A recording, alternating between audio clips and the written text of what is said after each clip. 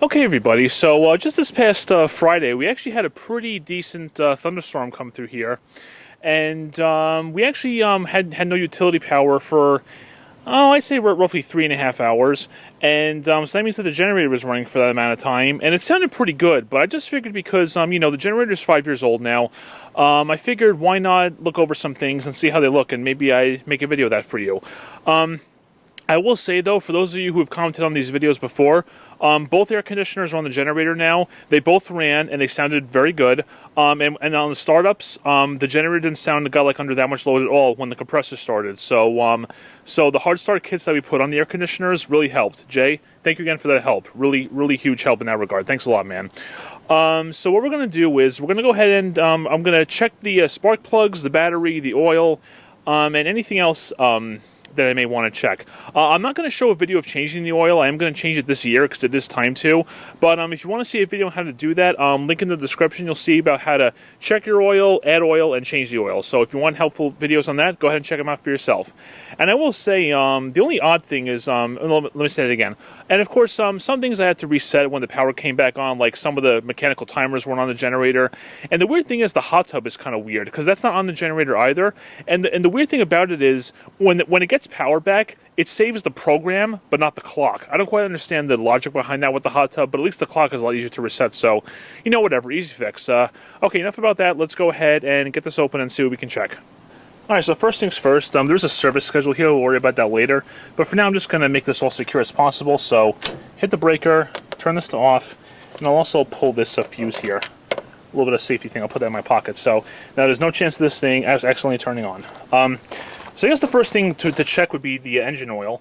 That's the easiest thing to check, too. It's kind of like how you do a car. You just pull it out, wipe it off. Best I can, doing it one-handed. Alright. Put that back in. Now, like I said, I am going to change this oil this year, but I just want to see how it is currently. Let's see what we got.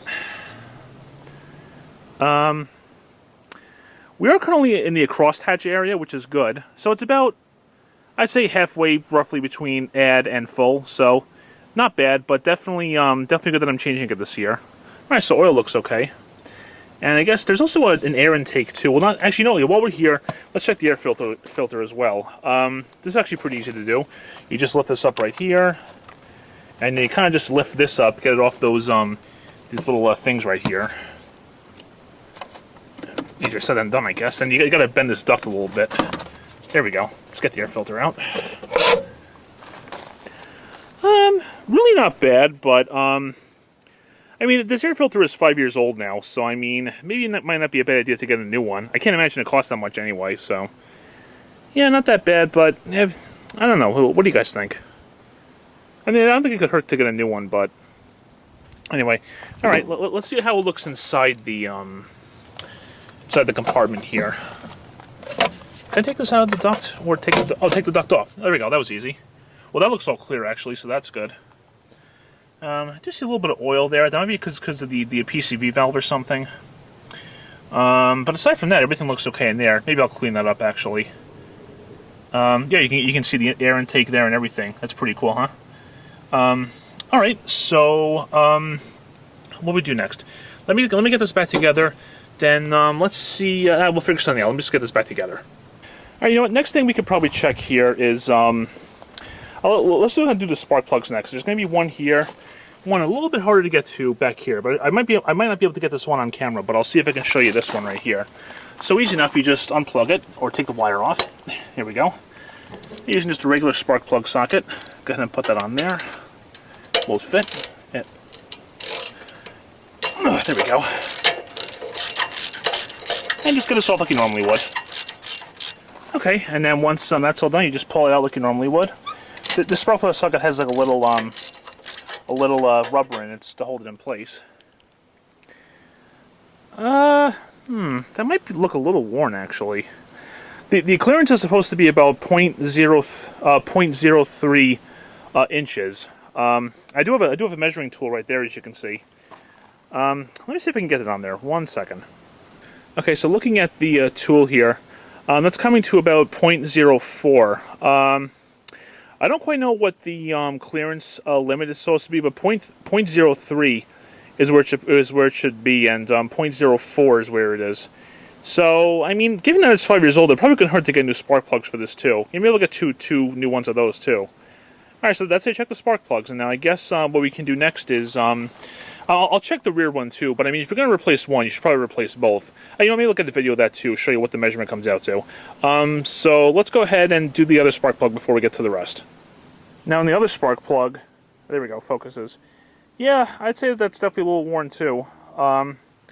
Again, kind of like the other one, let's go ahead and check the clearance.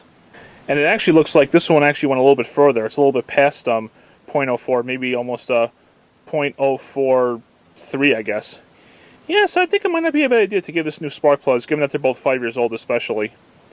Alright, so we noted the oil, the air filter, the spark plugs. Let's go ahead and check up on the battery. Now, in order to get to the battery, I believe all I have to do is get this side panel off here.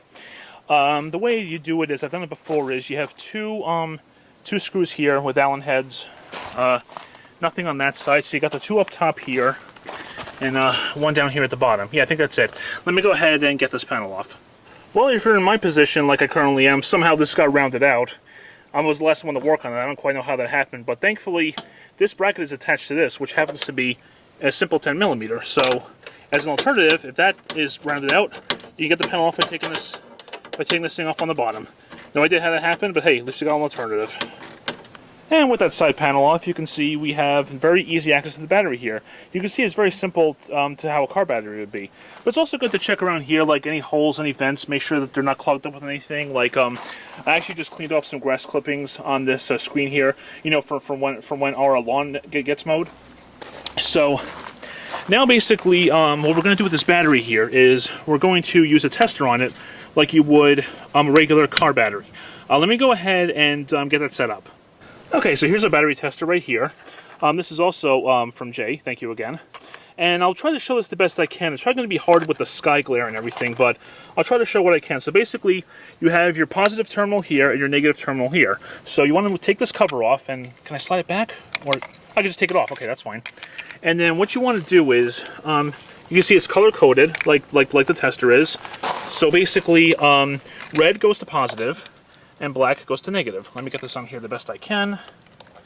That should be fine. As long as it's touching metal, it should be good. Okay. Let's go ahead and get the negative connected. Here we go. And, okay, it's doing its thing. Up, check connection. Black clamp. Let's see. Okay, there we go. Now it's all set. Kind of cool that it gives you that warning. Now what you want to do is, you want to take notice of what the cold cranking amps are of this battery. It's going to be under CCA, and as you can see right there, this particular battery is 525. Maybe you can see that. Okay. So what we're going to do is we're going to press any key to continue. Just do what it says. So press any key to continue. And we are going to do a battery test. And this is a regular flooded battery, like a car battery would be.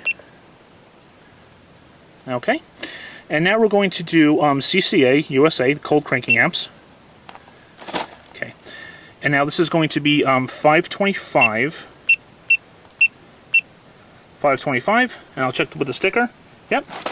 Let's go ahead and see what it says. We're going to hit OK to do the test.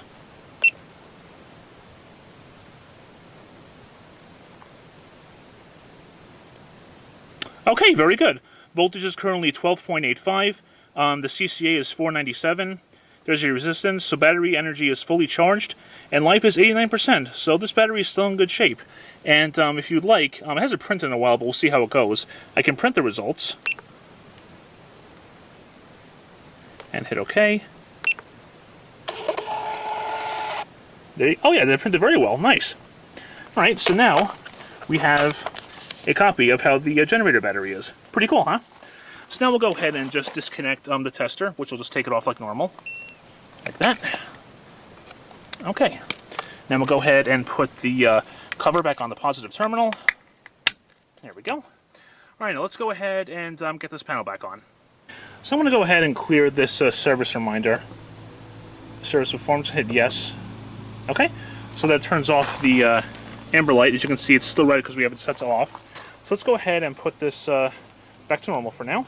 Let me go ahead and get the fuse here. There it is right there. I'll go ahead and plop that in.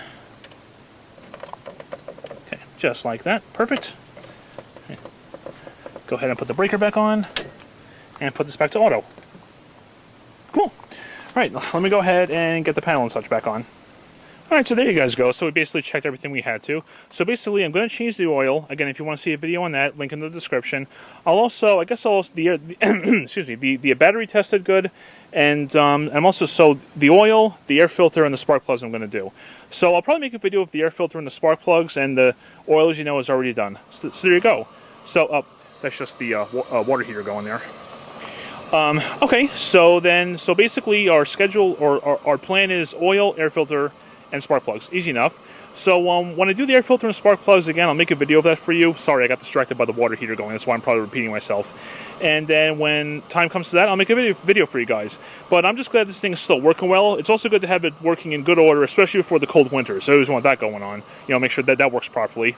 All right, so when time comes, we will go ahead and make another video on replacing those parts, like I said before. So thank you very much for watching, and take care.